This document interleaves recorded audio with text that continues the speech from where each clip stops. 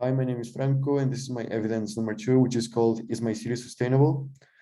And the city that I selected is Monterrey. Moving on to the first description, we've got Monterrey's weather. That our summers are hot, long, and muggy, but on the other hand, winters are short, cool, and dry.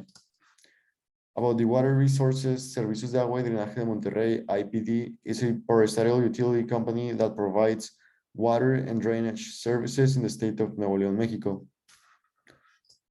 The air pollution sources, Monterrey is the city with the most dust particles floating in the environment. Why? Well, there are factors that are well identified, such as the work on the quarries, the lack of trees in the city, and the high horizontal urban growth. About mobility in Monterrey, according to INAGI, in Nuevo León by 2019, there are 430 vehicles for every 1,000 inhabitants, of which the majority circulate in the municipality of Monterrey, as well as in San Pedro and Apodaca, according to the data. The population of Monterrey in 2020 was 5,003,041,177 inhabitants, with 50% of them being women and the other 50% being men. How is Monterrey in the education category? Well, in 2020, the main academic degrees of population of Monterrey were middle school, which represents 32.1% of the total, bachelor's degree, which represents 20% of the total, and finally, high school, which represents 19.9% of the total.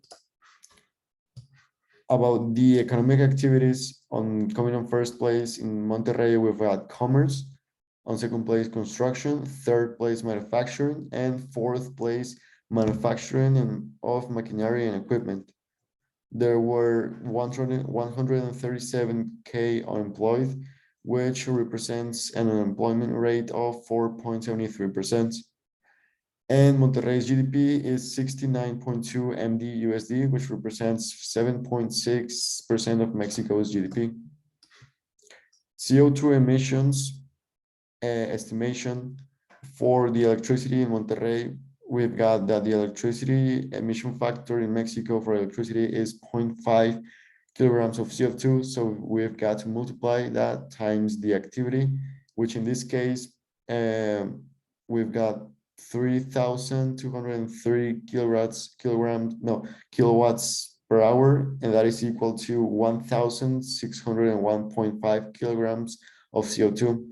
On the other hand, we've got that the emission factor for gasoline is 2.2 kilograms of CO2 per liter, if times the activity, which is 4,005,033,204.88 liters, and that is equal to 2,266,662.44 kilograms of CO2.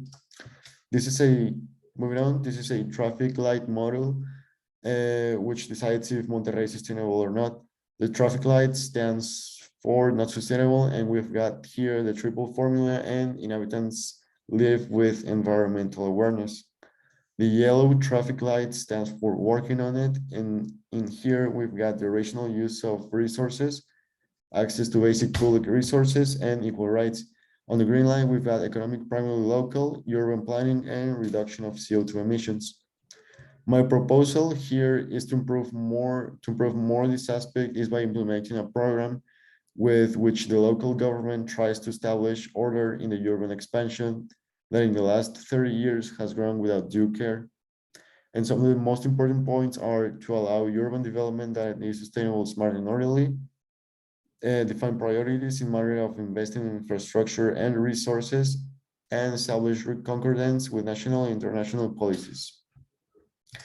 Finally, my conclusion, I landed at a sustainable city offers quality of life to its inhabitants without putting resources at risk, since it also ensures the well-being of the future humanity and seeks social justice. The sustainable city is in permanent construction, so there is no single model to follow. Each city implements its own solutions, taking into account that the measures that are taken must aim at the balance between development and well-being. Monterrey has the potential to become one of Mexico's most sustainable cities, but still there's a lot of work to do on the social, environmental, economic, and governmental part. Thank you.